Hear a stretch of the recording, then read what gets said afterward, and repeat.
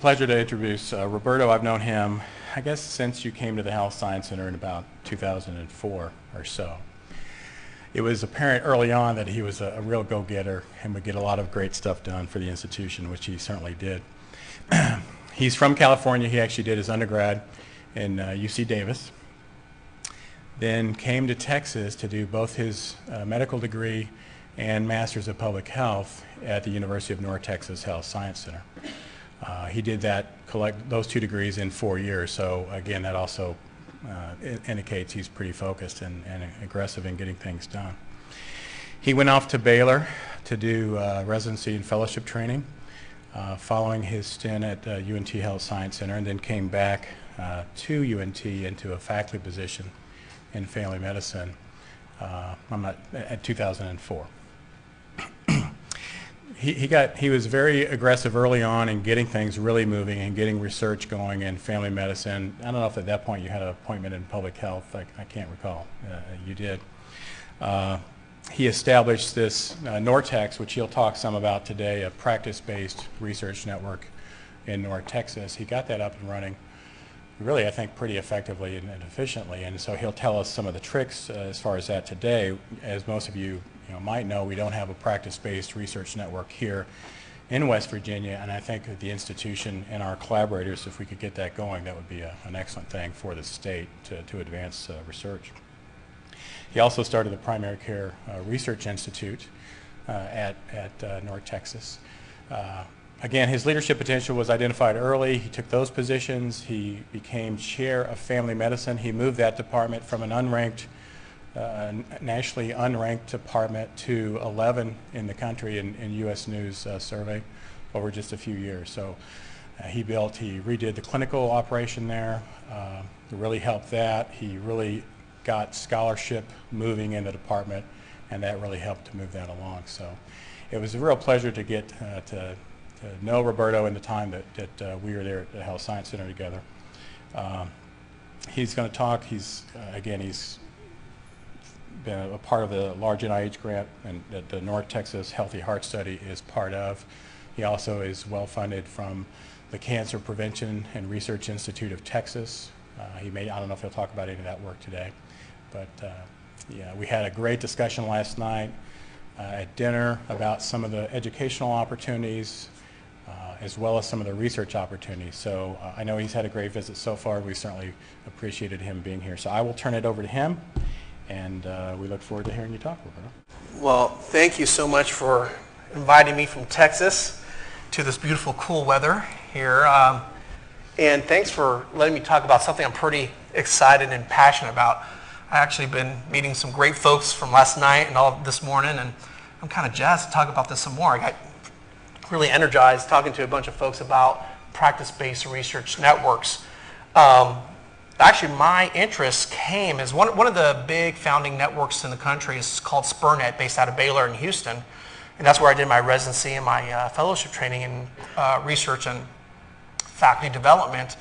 And and I brought that concept, which I thought was fascinating. I knew I was going to do research, and what I struggled as a medical student was finding a laboratory to do the research I wanted to do in public health and in primary care.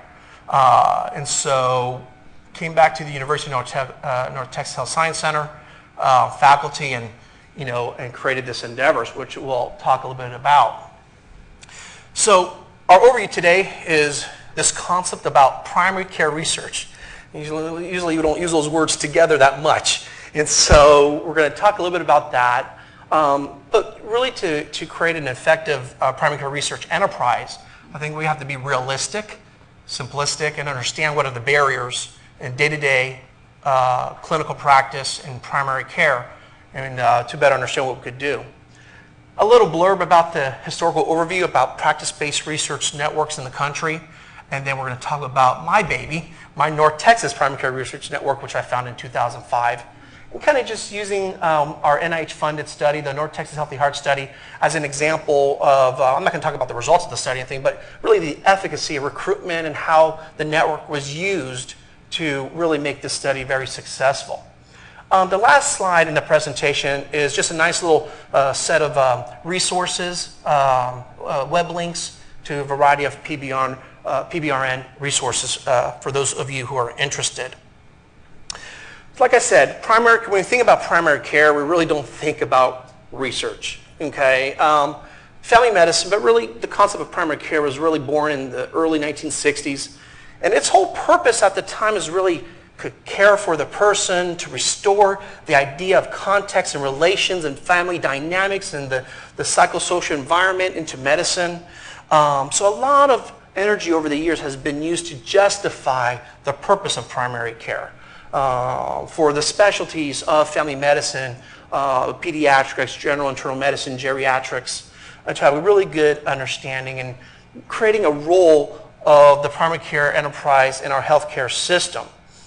It's been a lot of energy has been used to really just focus on that one-on-one interaction, to understanding and solving the patient problem. So a little over the many years, there's been little focus on research. And so there has been a tremendous amount of need for a culture change. And that's kind of, I think, the hardest thing that we do when we enter institutions and organizations is a lot of times to really be successful, we have to start from the basics and create a culture change. And that's what had to be done in primary care in the areas, one example is in family medicine. Around 2004, a very important report came out. Now this was, really focused in family medicine, but I think it really talks to all primary care specialties. And that was the Future of Family Medicine report, which was basically a collaboration, a consortium of 7 family medicine organizations that came together with the whole goal of to really renew the discipline. And I really believe this extends again to primary care in general. And that was because they needed to meet the needs of patients in a changing healthcare environment. What they basically found, they needed to do something about a fragmented healthcare system. Okay? What we were doing is just not working. And so there were 10 key recommendations, which I'm not going to go into. But number 5, it was actually enhancing the science of, I'll say, primary care, not family medicine. Okay? Because one thing they quoted was practice-based research will be integrated into the values, the structures, and processes of family medicine or primary care practices. So again, they wanted to have an endeavor to do a culture change in what we do in primary care. So they really wanted to do this because they wanted to create a scientific basis.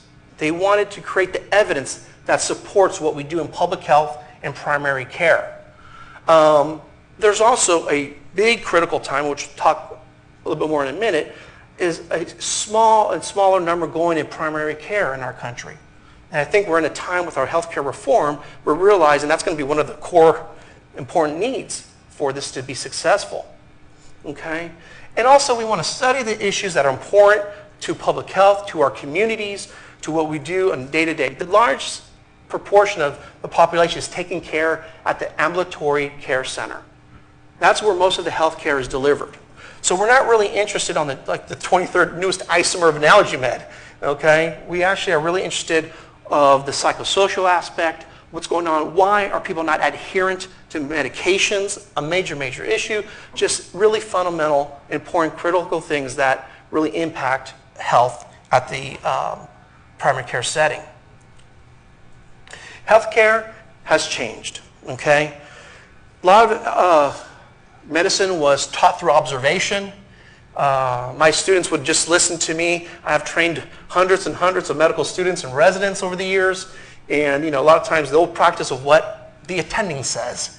Okay, back in the day, you had docile patients. They didn't really argue what you had to say, but things have really changed in that aspect. Okay, we're really looking at cost effective. We want to do things that are effective in public health and in medical practice, but we also are responsible to be cost effective as well. As we know, resource allocation is always shifting and changing, and the advent of managed care, and a lot of things are being driven by quality. Much more so now as we're moving into this pay-for-performance era.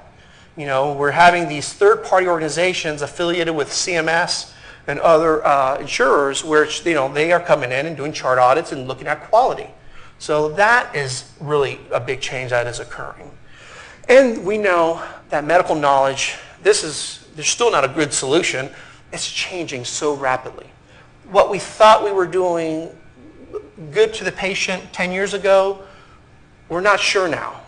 One example, hormone replacement therapy. There's some evidence that we should be doing it still, maybe not. There's just daily, just a huge volume of evidence and research out there, and it's really, really hard to keep up, okay?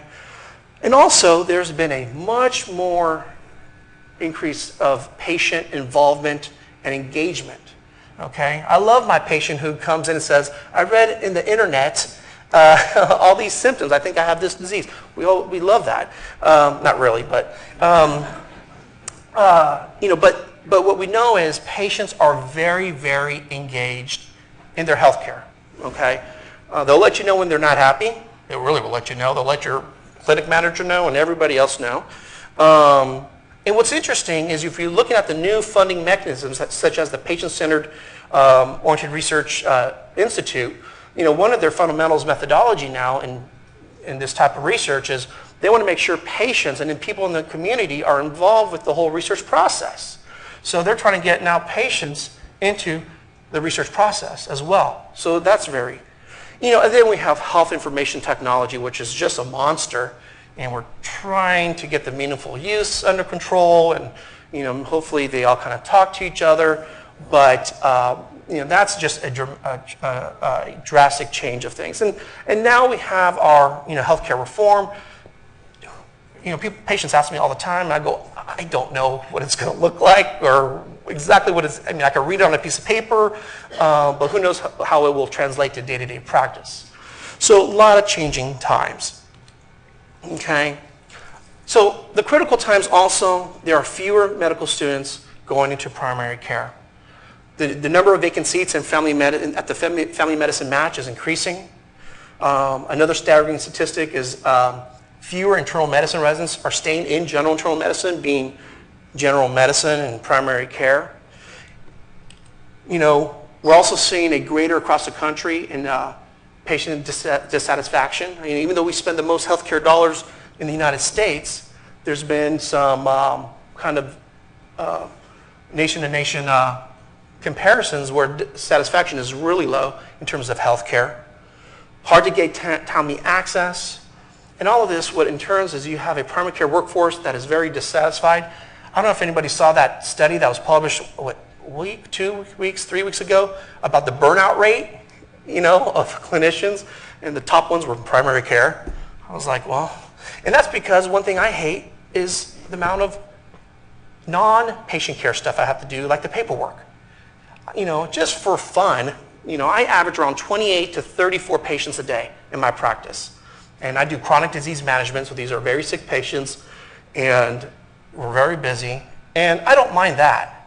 But what I mind is I actually have counted, and I average between 150 to 200 charts per day that I have to go through before I even leave the clinic. So I'm seeing a patient, and there's a gap. They're checking blood pressure. I'm running back there doing 2 charts, running back, seeing the patient. And a lot of it's so inefficient work. It's like, okay, this is the 3rd copy for the refill for Nexium. I was like, can somebody just not, send this to me? And so, so all that kind of work really affects the burnout. And we know that across the country, within clinics, across regions, there is definitely an unequal quality of care out there, okay? And one of the things that we talk about healthcare reform, there's a big group talking about payment reform, is with all these extra hours and all this work, we know our primary care physicians, and one of the reasons that medical students don't go into these specialties is because they're the lowest reimbursed for the most, and they have to do all this incredible amount of paperwork. That's what they see when they do rotations. That's what my students tell me. They're like, well, I'm not doing family medicine. And they're like, I see, you're here for 3 hours after you're seeing patients just doing paperwork, and they know, they look up the numbers, they look on the internet, and we're, the lowest paid of all specialties for all that work. So very, very difficult. I have a couple slides here from the article that was published in New England Journal of Medicine in 2006. This first one is the percent change between 98 to 2006 and the percentage of U.S. medical students filling residency positions in various specialties. If you look to your left, basically, it's all your primary care specialties. There's been a 51% decrease in family medicine. Next up is internal medicine. Then you have OB-GYN, pediatrics. Basically, there's all your primary care specialties that don't make a, low reimbursement, which equals low salary, and then you have everybody else that has just surged.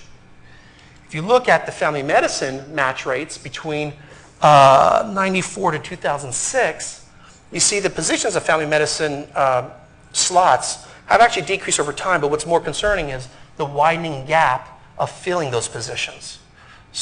But the most concerning to me is the internal medicine data, where here you look at the proportions of third-year internal medicine residents choosing careers either as generalists, primary care docs, subspecialists, or hospitalists. And in the dark blue line, what you see is the decrease in numbers staying in general internal medicine, the increase going into subspecialty, and then when the hospitalist concept started, the increase in that area.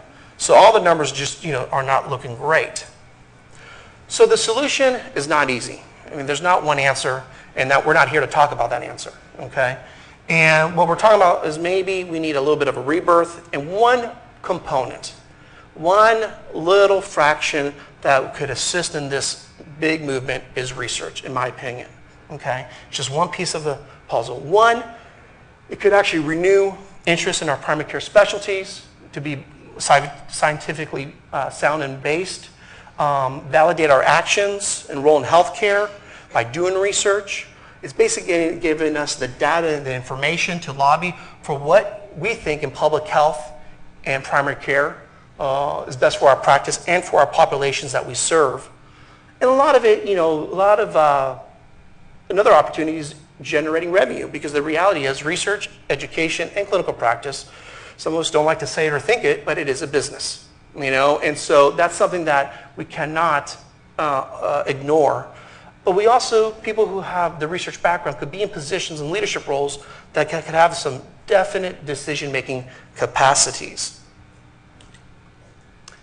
So, so that's nice and dandy, but what are the barriers in real life that we have to face in primary care and really creating a primary care research?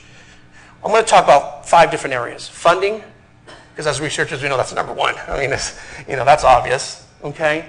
The research skills, a laboratory to do our research in, protected time, and most importantly, and those listed last, is mentorship, okay? So we know, and I don't know, this data might be off now, but the points, I'm just trying to make a point here, but NIH basically, the investment in NIH is around $20 billion, okay? AHRQ, the Agency for Healthcare Research and Quality, was really the only federal agency really charged with primary care research. It's 0.2, okay? And so, that kind of gives you an idea of a barrier in terms of priorities, okay?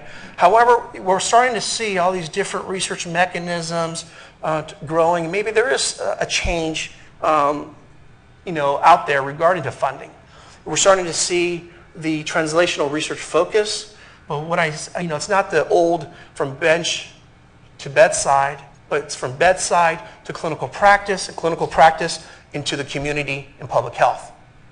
Translational, I think, is much more than just a T1, T2 focus. And we're seeing a lot of the CTSA and the CTR grants having a very new refocused interest of practice-based research. We were basically the affiliated PBRN for the CTSA awarded to UT Southwestern Medical Center in Dallas. A lot of lessons learned there. And then I mentioned earlier the Patient-Centered Outcomes Research Initiative, which was authorized through the Health Reform Act, the Patient Protection and Affordable Care Act. And that is just a gold mine. I mean, you're talking about getting all primary care research a little excited. It's like, oh my gosh, we actually have a funding source we could apply to. They didn't tell us that it's going to be a bear of an application to fill out, but anyway, it's wonderful. And then there's a lot of other opportunities. We've been funded also through the American Academy of Family Physician Foundation, smaller grants, but you also could look at foundations such as the Robert Wood Johnson Foundation. So we're starting to see more and more opportunity for primary care researchers to actually apply for funding that might be very specific in what they do. Research skills. At the end of the day, clinicians are not trained in research. Okay? I mean, if you're thinking about going into family medicine, pediatrics, general child medicine, for the most part, you are not thinking about a research career unless you really, that was been your mindset very, very early on. So as we're thinking about creating a primary care research enterprise, we can't expect the clinicians who are in our pediatric department who've been doing just pediatrics care to all of a sudden have a new interest in research out of the blue. Okay, it's probably not going to happen. We have to be strategic in training opportunities or giving opportunities to training those skills for those who are interested. Okay, there's been one thing that it's not talked a lot about, but there's been a very big surge in evidence-based medicine, evidence-based public health.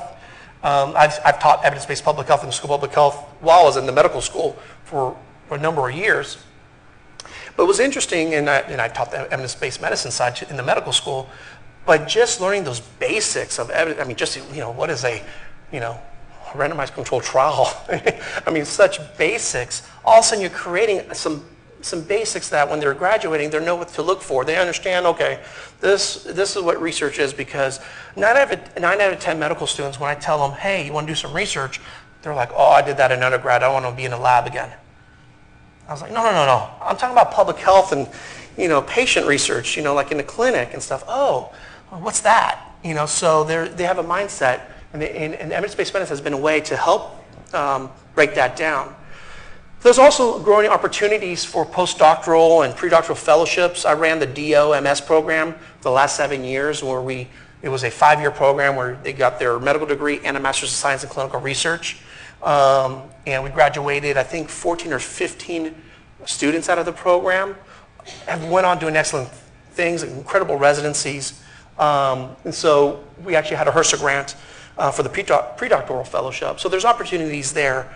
And then obviously, like through the CTR, and there's a variety of opportunities for internal fellowship, faculty development opportunities and fellowships. And I think that is very critical to develop their research skills. Okay. The problem is, a barrier is, time to learn is money. Okay. At the end of the day, when I think about things, I'm not thinking about in my academic colleagues. Okay? My academic colleagues in family medicine at my medical institution, they have already decided they want to do academia. Primarily, they want to teach and see patients. So they're willing to sacrifice lower pay versus being in private practice. So, they have a different mindset. So when I think about things, I'm thinking about the private doc in the community, when I talk about these barriers. And the reality is, if they have to stop to go do a class somewhere, that's a tremendous amount of revenue that they're losing to pay for their light bills, to pay their staff. And that's just something that has to be overcome and understood. It's a very, very real and important barrier that to take time, we sometimes think, okay, we're going to develop this fellowship, and then all of a sudden you have 0 applications. And one of our colleagues actually had a HRSA postdoc grant to do the very thing, and solicited applications across the country. After 6 months, 2 applications. That was it. It was very, very hard. Very, very, very hard to fill. Okay? So the question is, who's willing to invest? Because there's going to be some investment from somebody from somewhere. From this department or institution, from maybe the profession. But research skills, the fundamentals, must be taught. What we're going to talk, the main purpose of our talk today is the laboratory. Okay? Primary care research is not conducted on a wet bench. Okay? We need sources of patients, of communities that trust us, and that we could trust them for us to be engaged. Okay? There have to be very different recruitment strategies that we might be used to. Okay? We have to be willing to turn over a study. That's why the limitation of primary care research is, NIH is not going to give you a study where you're going to take 5 years to recruit 60 people from one clinic. And they're just not going to do that. They're looking for, efficiency as well. So turning over study and having a laboratory is critical. So one of the solutions that we're going to talk about is practice-based research networks. Barrier number 4 was protected time, okay? Clinicians need to see patients to pay for themselves. You know, I moved my clinical practice from the medical school to the private sector 2 years ago. And I did that for several reasons, but one of the reasons I really wanted to better understand, because I think I had a skewed view of the barriers in the academic practice. I mean, I don't think that's just real world. So I kind of moved my practice for a hospital-owned employed group, the medical director for that group, and I tell you, I learned so many other issues. We pay our clinicians. I have pediatricians, internal medicine, family medicine, rheumatology surgeons in my group. And basically, how clinicians are more and more incentivized is, you know, you have a base pay, you know, based on what you see, you know, how many work RVUs and all that. Above, you'll get your bonus, and your other pay is based on that percentage. So it's starting. So you get very motivated not to be interfered with during clinic. You know, you don't want to do things. I mean, just the reality. I mean, because these incentive packages that organizations, including academic institutions, because I know at UNT we went to a compensation plan for the physicians as well based on productivity. You know, all of a sudden you have battling interests. It's like, okay, I want to really do this research stuff, but it's going to cost a big chunk of their, you know, of their household income. And so it's just a reality that we have to strategically think about. You know, the question is, protected time, when did we do the research, okay? Well, we have to convince a lot of our clinicians, who are willing to sacrifice that time and that effort to develop a research career. Okay, when we just have to accept the fact it is not you're not going to convince everybody. People who have no interest say, hey, you know what, I respect that you have no interest, you know, and move on. It's just nothing you're going to convince and change, okay? But, you know, for those who have that interest, you have to kind of understand how the process works, the return on investment in research, you know, even at the institutional level. So we all start in our early junior careers with that pilot study that we might hook up with our mentor and use some of that data to do our pilot study that might turn over into maybe a small little foundation grant to do our preliminary work that you might actually get a little protected time and money to actually do your project. But, you know, through correct mentorship and the right environment, you know, the reward is when you are able to land that R01 and you're able to bring all those indirects to your institution and you definitely have a good amount of protected time. You know, people who are clinically based don't understand that it's not an overnight thing. You know, I have clinicians in my network call me, I have a research idea, let's do it. I'm like, oh, whoa. I was like, we need to get funding first, you know, to do the project, and we have to maybe refine what your idea is and making sure nobody else did it. I mean, you know, you have to really coach individuals along. And what's critically important is mentorship, especially in primary care because, well, that's why I'm talking, I guess, today, because there's not a whole lot of primary care researchers and, you know, out there with a primary care background. Very, very hard to find. But you know what? Sometimes we get so bogged down. Look beyond the walls of your institution. We do. You know, and I tell you, practice-based research networks is a family of primary care researchers out there. And I could, you know, after being year after year to all the conferences and meeting a lot of folks, you know, doing what we're doing, they're really nice folks. You know, pediatricians and family medicine docs are actually pretty nice people. You know, they're easy to get along with. You know, and they're always so willing to help and provide resources, expertise. They were smart, and ARC developed the PBRN Resource Center, where if you have a study design question or you need special expertise, they actually have a data bank of people across the country that they could try to hook you up with. You know, so look outside the walls of your institution. You know, mentoring it's the whole gamut. A lot of times I see faculty development opportunities within institutions of where, hey, come and take a class. You do this 6-week thing or 2 months, 5 months, I don't know, whatever it is, a whole year, But the main link that's always missing is getting that person hooked up with a senior investigator could really say, okay, now you learn that in class, let me really show you what it means to write a grant, write a manuscript, having basically 30 revisions of it, not sleeping. It's very different from what you could learn in class. So mentorship is, I think there's many people here that function as mentors, and I tell you, it's an investment. I think the thing I love most is I've been mentoring not only the medical students and public health students I've trained, but also the research fellows that we put out. I mean, it's just such a investment for oneself, and I mean, as we know who teach, you're always learning from your students. It's just amazing, and you're always learning.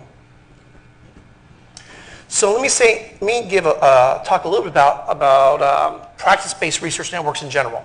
Okay, these actually have been around for a while. A lot of people are very surprised when I tell them that. They actually were established back in the 1970s. They've been around for a good while. Started in Colorado. And their whole concept was really, the whole concept around PBRNs is really a research laboratory that's really suited for ambulatory care. And it's primarily been always oriented to primary care, its foundations, but not anymore. We're seeing a lot of different practice-based research networks, not necessarily primary care research networks. And what it is, its fundamental is this. It's a collaboration. It's an affiliation, and it's a collaboration. When I use the word for collaboration, it's not one arrow, it's 2 arrows, between private practices and, in the organization, okay? Great opportunity that we're seeing more and more to do community-based participatory research in. Very strong interest among practice-based research networks.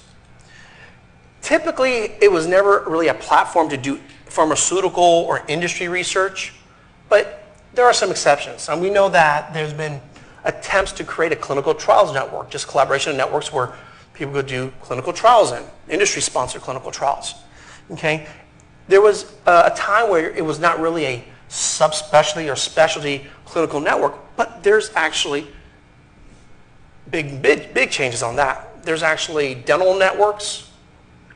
There's been pediatric networks, cardiovascular networks, and it's growing. You're just hearing, there was the newest, there's a pharmaceutical in San Antonio, a new network based on from the school of pharmacy that's opening, that's really developing in San Antonio, I heard about. And so we're seeing various industries and various specialties growing a variety of networks. So why have PBRNs become somewhat important in what we do? Well, we know there's been a tremendous amount of progress in the last 50 years in medical research. Amazing. Most of it done in tertiary medical centers, okay? But what we also know from evidence-based medicine and its principles, what we do in tertiary medical centers and acute care hospitals does not translate to what we do in ambulatory and public health care. We just, it just doesn't. And from diagnostic testing to therapeutics, if somebody's presenting to an ER with chest pain with typical symptoms, you might have a differential diagnosis of 2-3 things. You're worried about MI and all that. If you're presenting in an ambulatory care setting, that's not an acute setting with much more vague symptoms, your differential diagnosis is much wider. And so you're not going to order probably 500 tests. You're probably going to do a good history, a good physical, and usually you might order a few tests here and there, but you're not going to spend $5,000 of diagnostic testing at that time. One example is the B-type natriuretic peptide, which a lot of research has been done in the ER setting, in which to help differentiate somebody coming with shortness of breath, whether it's cardiac, if it's heart failure versus pulmonary, really good numbers, some positive predictive values. They did the same study in ambulatory clinics. It's useless. It's just useless. You can't use it. And so So we can't translate those findings. So why has there been such a gap in primary care research funding? But we talked about how that's been changing already. There actually been a lot of interest in giving special considerations off many federal grants if there's a primary care focus, especially if there's grants related to health disparities. There's been a really, really specific language in those RFAs. PCORI just announced last week their second round of research grants. We also talked about the training primary care research and primary care researchers. And most important, small populations. I could have not done my study, the Healthy Heart Study, in my clinic alone. We actually had to involve 12 clinics to efficiently recruit the numbers that we needed to recruit. We can't, and so we have to be efficient. So there comes the need for practice-based research networks. There's a lot of advantages doing having a practice-based research network. One, you can really look at and research things that are not typically looked at in tertiary medical centers or in industry. You look at healthcare systems research, delivery of care, the impact of health teams, new models of care. In fact, if you look at the PCORI announcements, they're very, very interested in these areas of research because the whole healthcare reform is based on, okay, how can we more effectively practice medicine at a lower cost, essentially. And so what a great mechanism, okay? The raw power, you can recruit, if you have a very good, well-oiled machine, you can actually recruit a good number of participants in your studies, and you can be very, very efficient about it as well, okay? And most importantly, PBRNs, one of the core things about PBRNs, it's not a kind of the big tower on the hill approach. It's really doing research that is important to the community.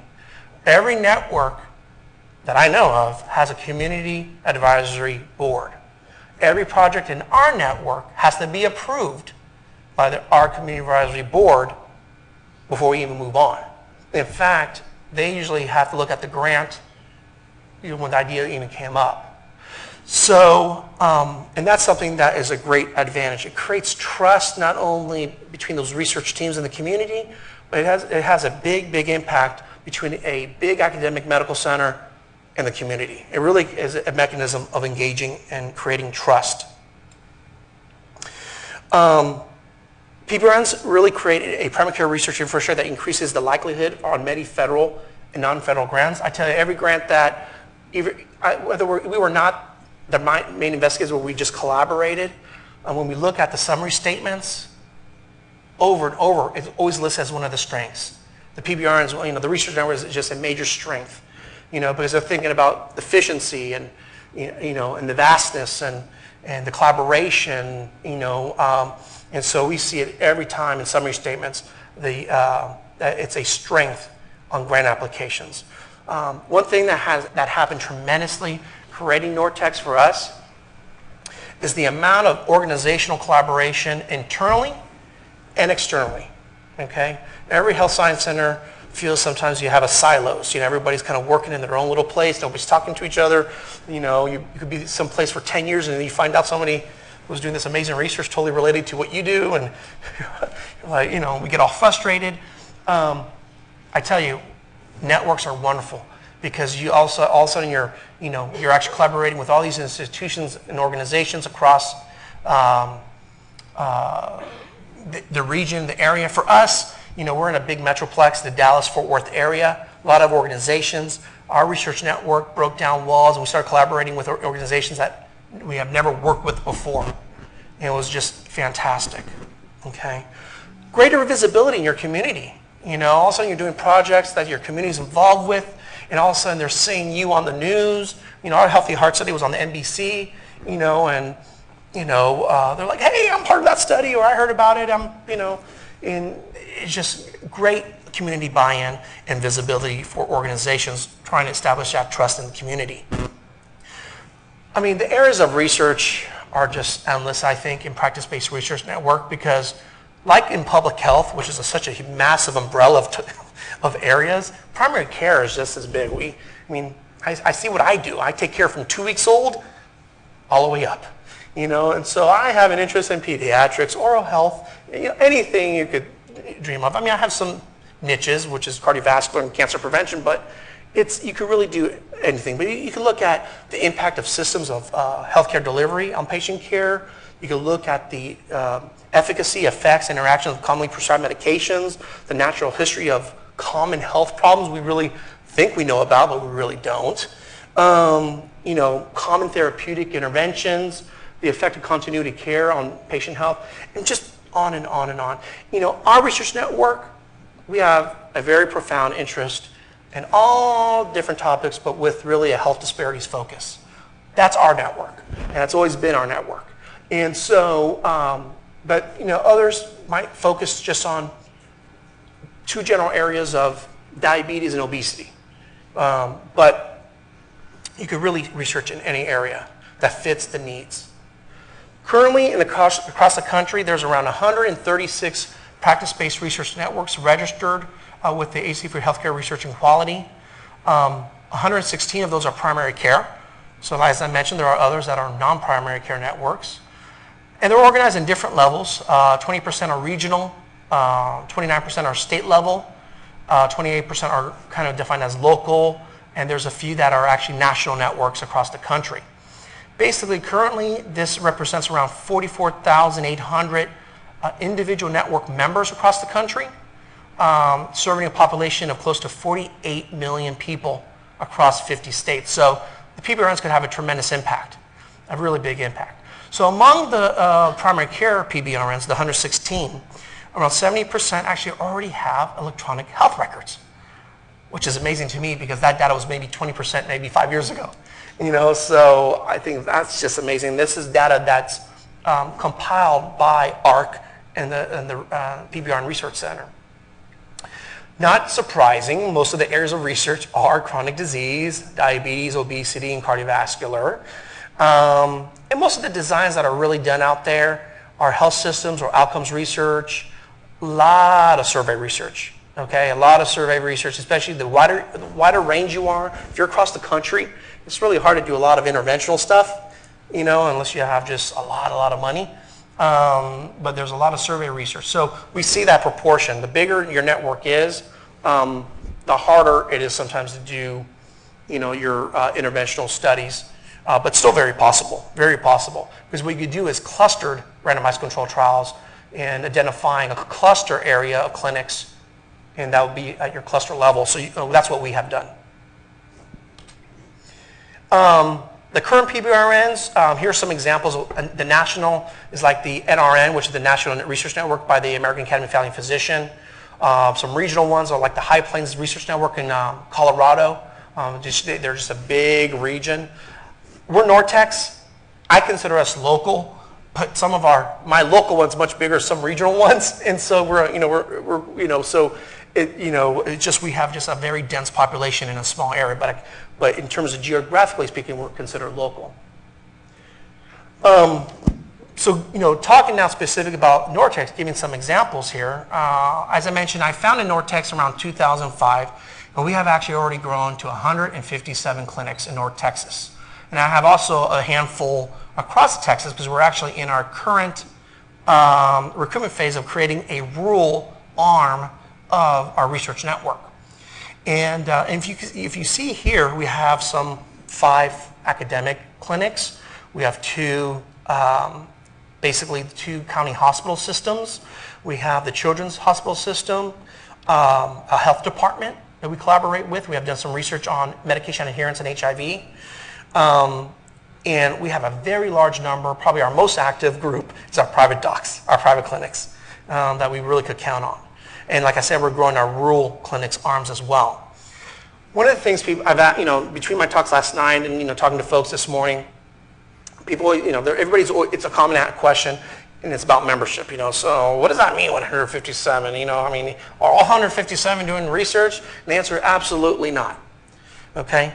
You're going to have your spectrum of your core clinics they want to be in every project possible. They're very, very active. That might be 20, 30 clinics, which is still a huge number. That's the size of many PBRNs in itself. You're going to have some that are going to be very selective what they participate in, and then you're going to have some who just want to be bystanders. They just want to be a member and get newsletters and hear what's going on and get research results, and they just like to have the plaque that says I am a NorTex member in their clinic. That's fine. It's okay. It's okay. But membership is fluid. Okay, meaning I might have a protocol, and the inclusion-exclusion criteria is so stringent that even though my network is 157 clinics, none of them might fit. So we would literally have to go out and identify clinics that would meet a specific study. Or we just have to throw the towel in the ring and say, we can't do this study, okay? So membership is fluid, and that's something that is common and is basically law for any practice-based research network, okay? Our focus, as I mentioned, is health disparities. We dabbled in cardiovascular, metabolic conditions, as I mentioned, HIV, medication adherence, pediatric asthma, cancer screening, mental health, quite a few different projects. Our organization, I function as the director and founder, but I do have an associate director, Dr. Fulda, Dr. Espinoza. She's our senior project coordinator, also our practice facilitator. She is the face of NorTex. She's the one with boots on the ground, going to clinics. Everybody knows Anna, okay? I mean, she'll have a better opportunity identifying clinics to do a study than I would, because they just see her over and over and over. They know me, they see me, but not at the frequency they see Anna. Probably one critical person. A research coordinator, a research assistant, and I mentioned we have a community advisory board with 7 members and a chair, and every project is vetted through them.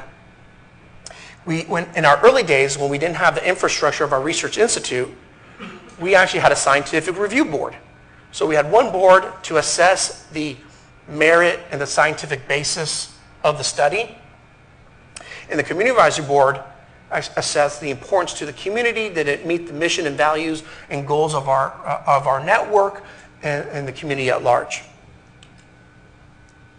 So what are some study review? I get a lot of questions like, well, how do you identify projects? Like, can I just come and say, hey, I want to do a project in your network? I was like, well, you can.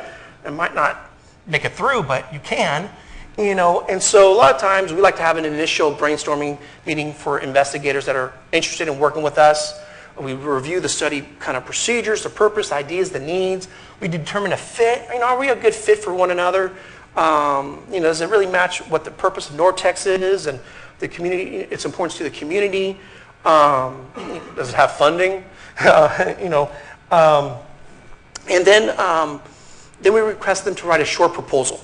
They don't have to send us their 30-page grant, but we need a little 1 or 2 pager, because what we're going to do is we're going to send it to our community advisory board. Okay, and our community advisory board are made up of, have a pastor, have somebody working at Walmart, so don't send them, anything that, you're talking too scientific here, but, a really good gist of what the purpose of the project is. And then they're going to call me and ask me a bunch of questions. What does this mean to do a randomized controlled trial? But anyway, they do an independent report and they must approve the project, okay? Then we basically help with study implementation from the IRB to team development to everything under the sun, okay? We have a mantra, and I took this from Dr. Gladue. He's our IRB chair and at UNT.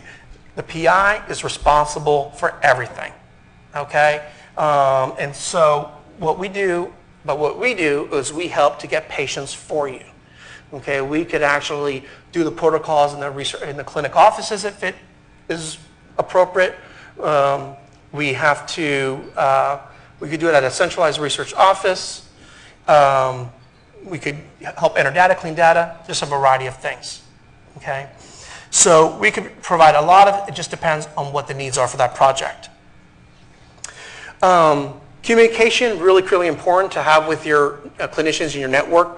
You have to find out what works for them. Don't just assume doing an email.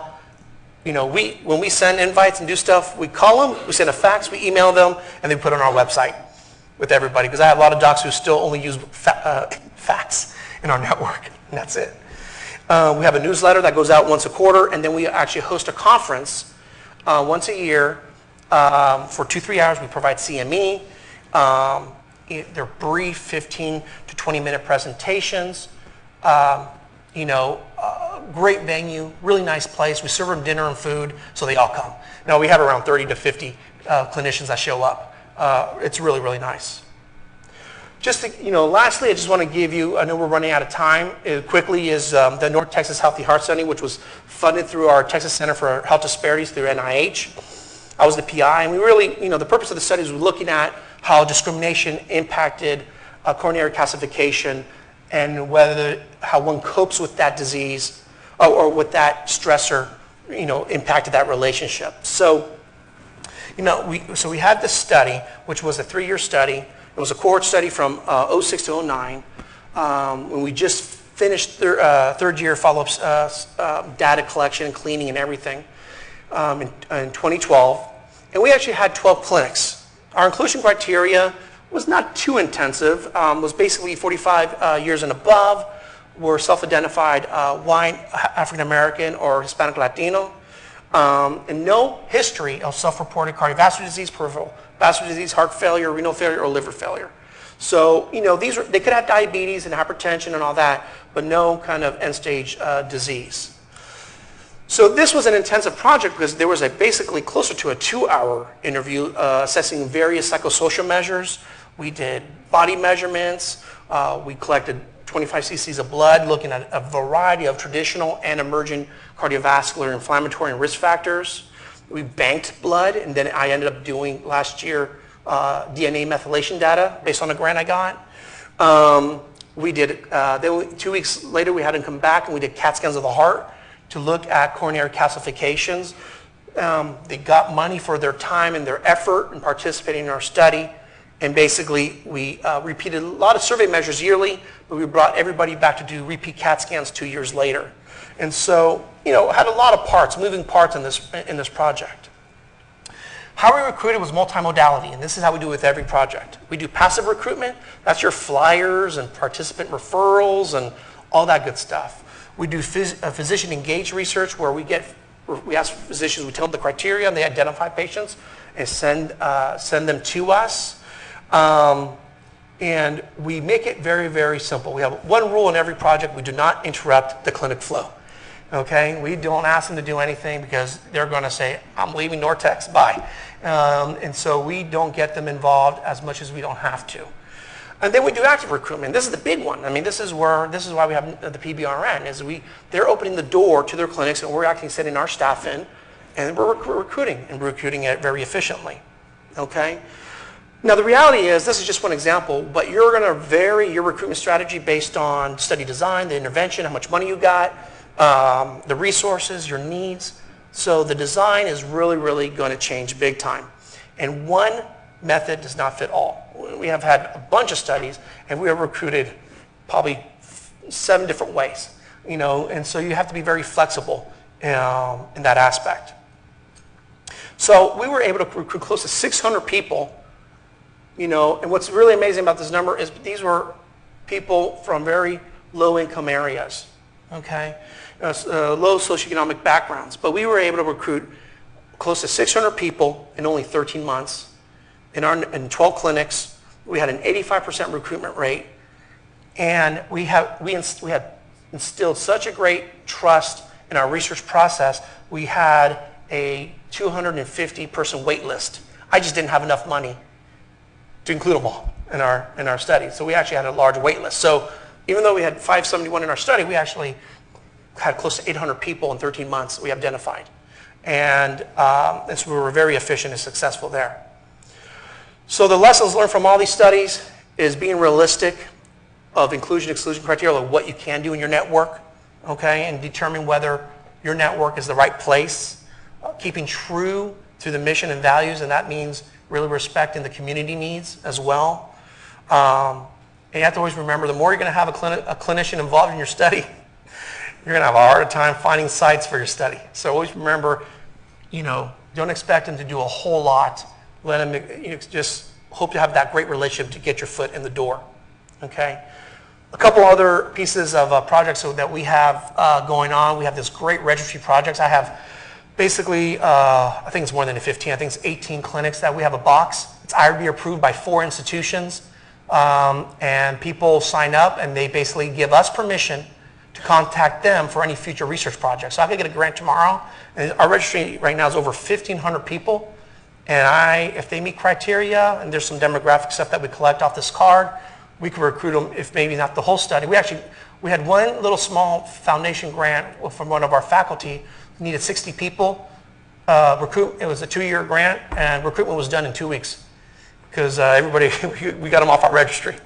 And so, and we got actually a grant to do a needs assessment. We actually did an assessment of how we were doing in our network on cancer screening, cardiovascular care, pediatric health, immunizations, and we actually conducted a randomized controlled trial. And in fact, at the Journal Club, after this, we're going to talk about these 2 projects. Then lastly, I promised you that website with some resources, PBRN Resources. This is just a variety of things, our website and some kind of core resources if you're considering starting a research network. These are probably, you have to go to these websites to get a lot of great information.